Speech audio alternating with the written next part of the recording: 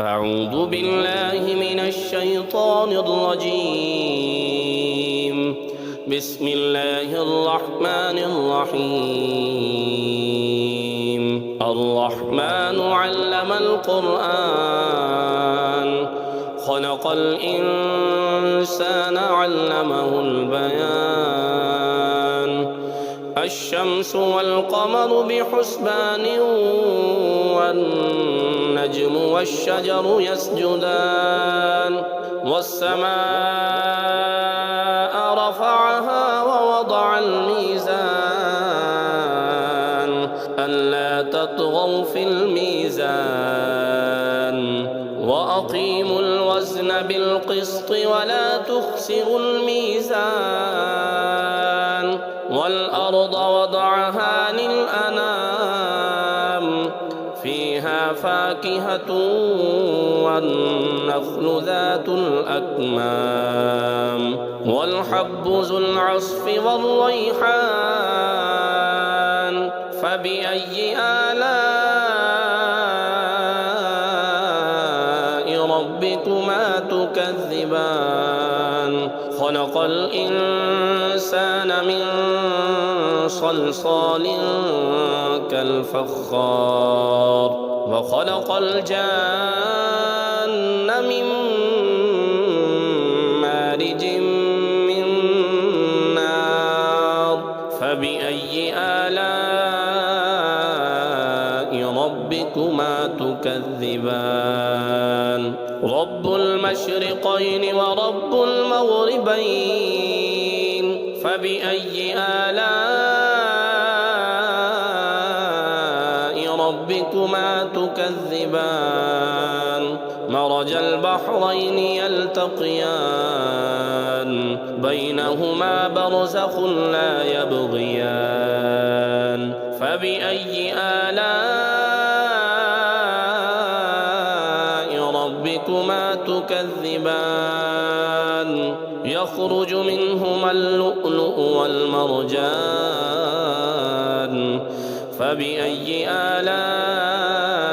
ربكما تكذبان وله الجوار المنشآت في البحر كالأعلام فبأي آلاء ربكما تكذبان كل من عليها فان ويبقى وجه ربك ذو الجلال والإكرام فبأي آلاء ربكما تكذبان يسأله من في السماوات والأرض كل يوم هو في شأن فبأي آلاء ربكما تكذبان سنفرغ لكم أيها الثقلان فبأي آلاء ربكما تكذبان يا معشر الجن والإنس إن استطعتم أن تنفذوا من أقطار السماوات والأرض فانفذوا لا تنفذون إلا بسلطان فبأي آلاء ربكما تكذبان يرسل عليكما شواظ من نار ونحاس فلا تنتصران فبأي آلاء ربكما تكذبان فإذا انشقت السماء فكانت وردة كالدهان فبأي آلاء ربكما تكذبان فيومئذ لا يسأل عن ذنبه إنس ولا جان فبأي آلاء ربكما تكذبان يعرف المجرمون بسيماهم فيؤخذ بالنواسي والأقدام فبأي آلاء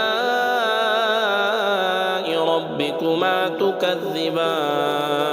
هذه جهنم التي يكذب بها المجرمون يطوفون بينها وبين حميم آن فبأي آلاء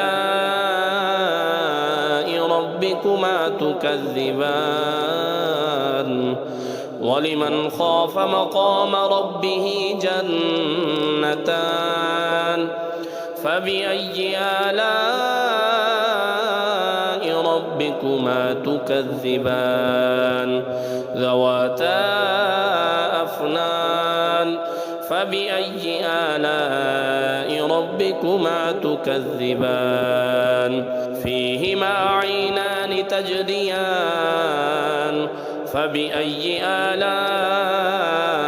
ربكما تكذبان فيهما من كل فاكهة زوجان فبأي آلاء ربكما تكذبان متكئين على فرش بطائنها من استبرق وجنى الجنتين دان فبأي آلاء ربكما تكذبان فيهن قاصرات الطرف لم يطمثهن إنس قبلهم ولا جان فبأي آلاء ربكما تكذبان كأنهن الياقوت والمرجان فبأي آلاء ربكما تكذبان هل جزاء الإحسان إلا الإحسان فبأي آلاء ربكما تكذبان ومن دونهما جنتان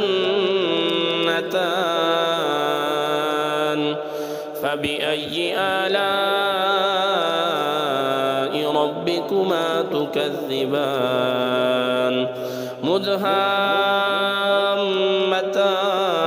مدهامتان فبأي آلاء ربكما تكذبان فيهما عينان نضاختان فبأي آلاء ربكما تكذبان فيهما فاكهة ونخل ورمان فبأي آلاء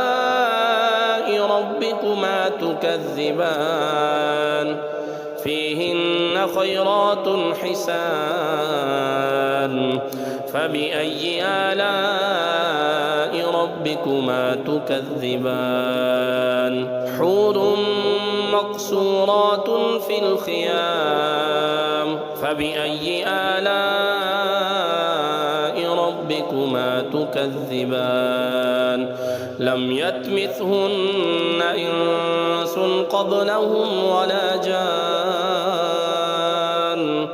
فبأي آلاء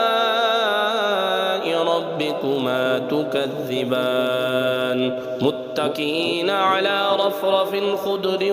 وعبقري حسان فبأي آلاء ربكما تكذبان